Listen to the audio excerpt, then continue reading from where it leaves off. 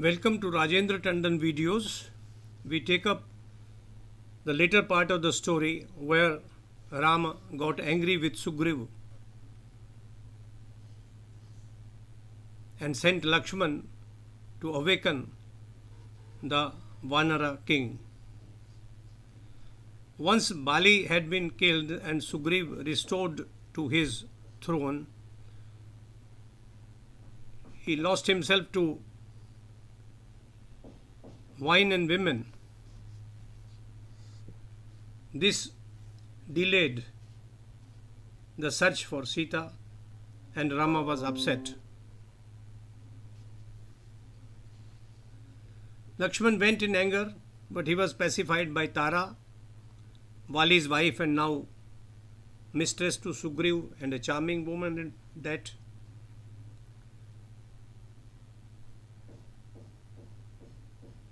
Sugreeva said, I regained my glory, my kingdom due to the kind efforts of Sri Ram.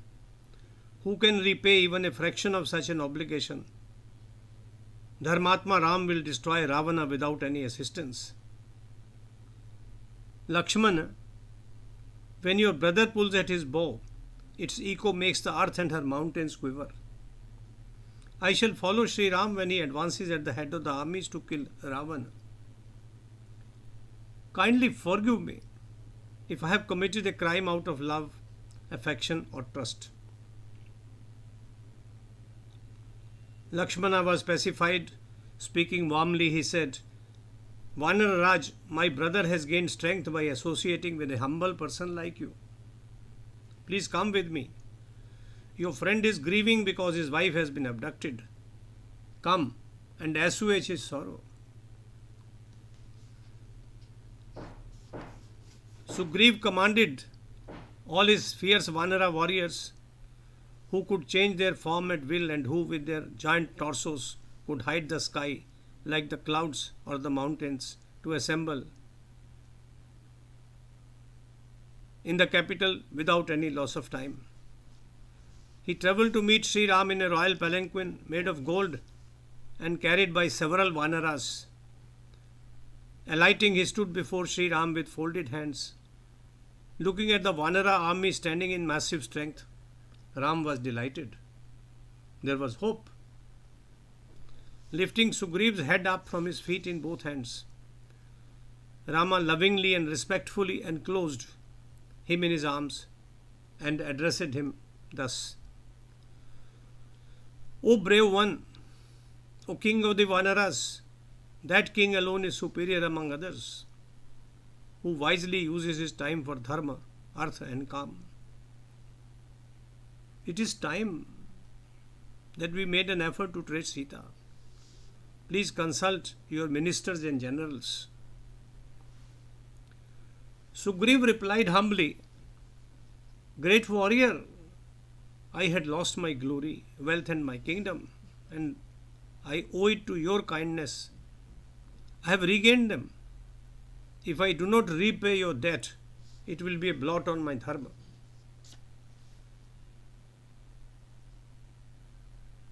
I shall provide you with hordes of the mighty Vanaras who can kill Ravana in a fight and restore the Mithilesh Kumari Sita to you.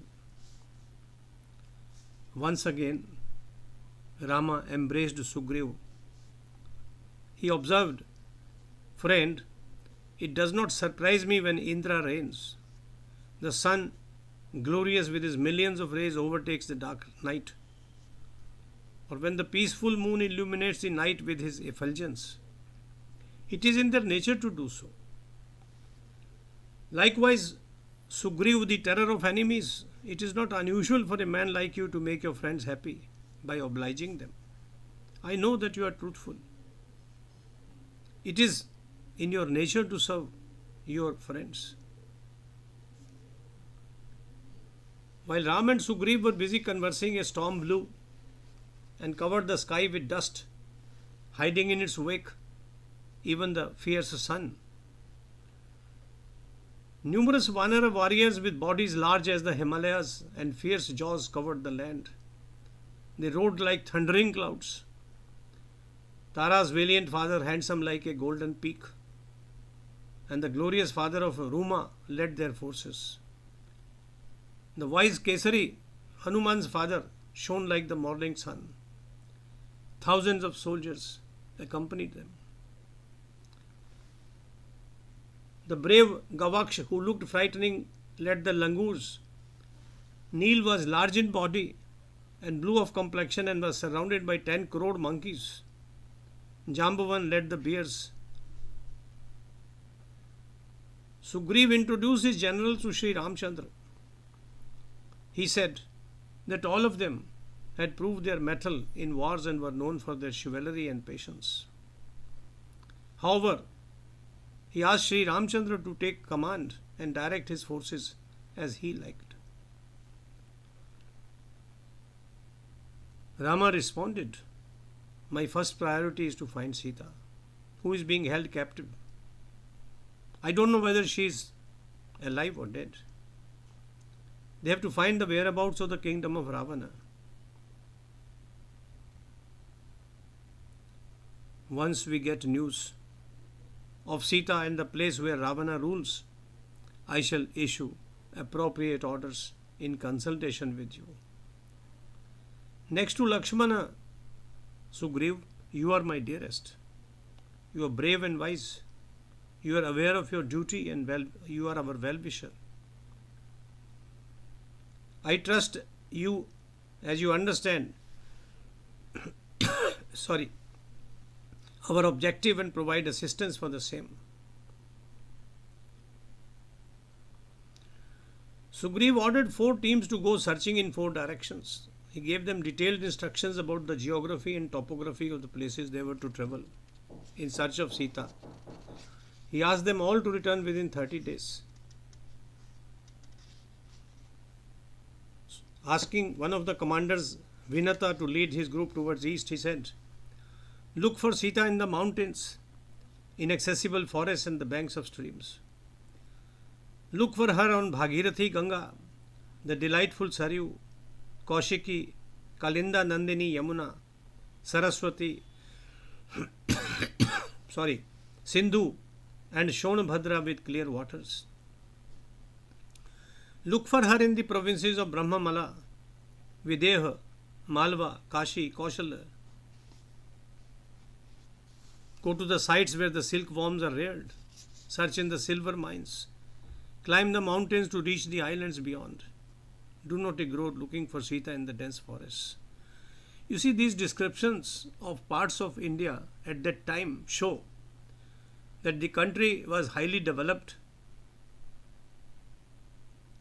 Valmiki and other writers like him had the knowledge of geography, the land, the rivers, mountains, and of the lives people lived. Sugreeva continued,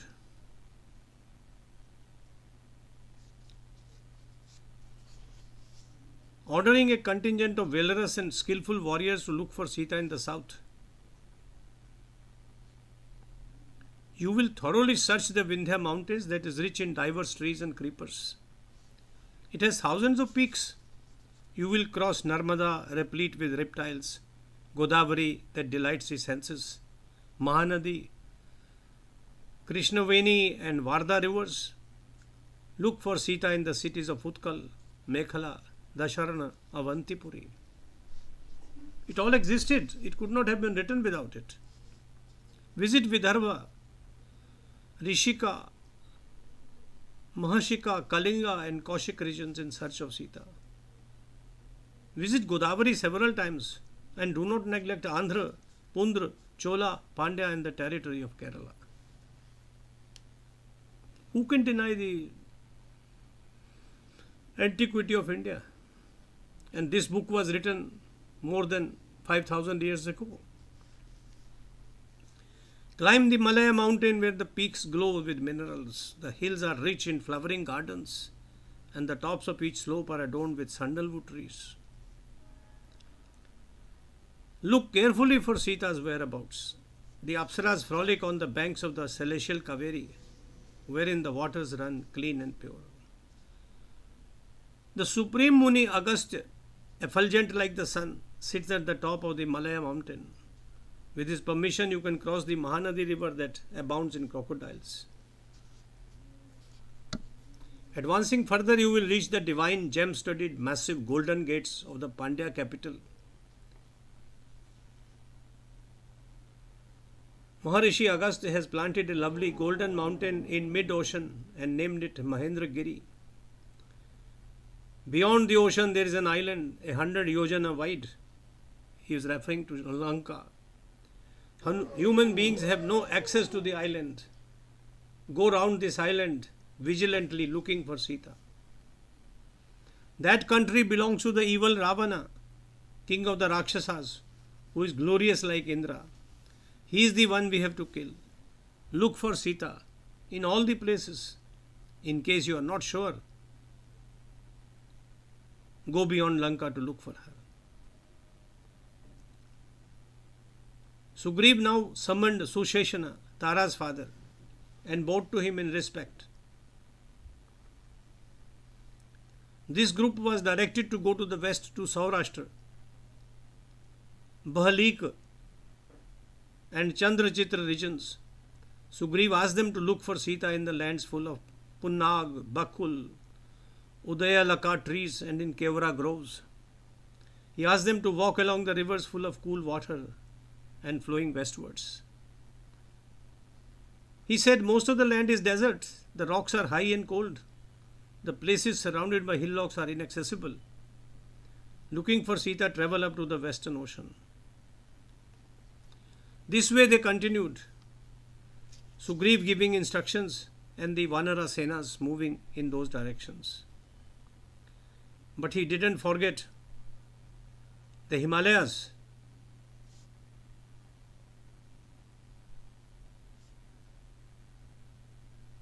He wanted a strong party to go to the north that is adorned by the Himalayas as an ornament. Look for Sita, the wife of the illustrious Ram here. Visit Malech, Shursen, Bharata, Kamboj, Kuru, Yavan, Shaka territories. In the Himalayas, look in the Lodhra and Padmak bushes, in the Deodar forests for Vaidehi. Traveling through the Sudarshana mountain, carefully searching through forests near waterfalls and in the recesses of deep caves, you will arrive at the Mount Kailash, gloriously white. Vishwakarma had built a palace for Kuber that looks like a white cloud. It is plated with Jambunath gold. In a sarovar nearby, lotuses bloom in abundance. While the apsaras frolic in the waters, several varieties of water birds such as flamingos float on its surface. Look, it's all real. It is there even today. The birds, the mountains. You must look for Sita, said Sugreeva, and Ravan on the Kailash peaks that shine like the moon. Search in the caves thoroughly. Soon thereafter, you will reach the Kronch mountain where there are valleys carved by the Lord Skanda. Several divine rishis worshipped even by gods reside there. Come back within a month with some good news so that we can repay Sri Ramchandra. I shall reward you handsomely. Jai Sri Ram. Jai Sri Ram.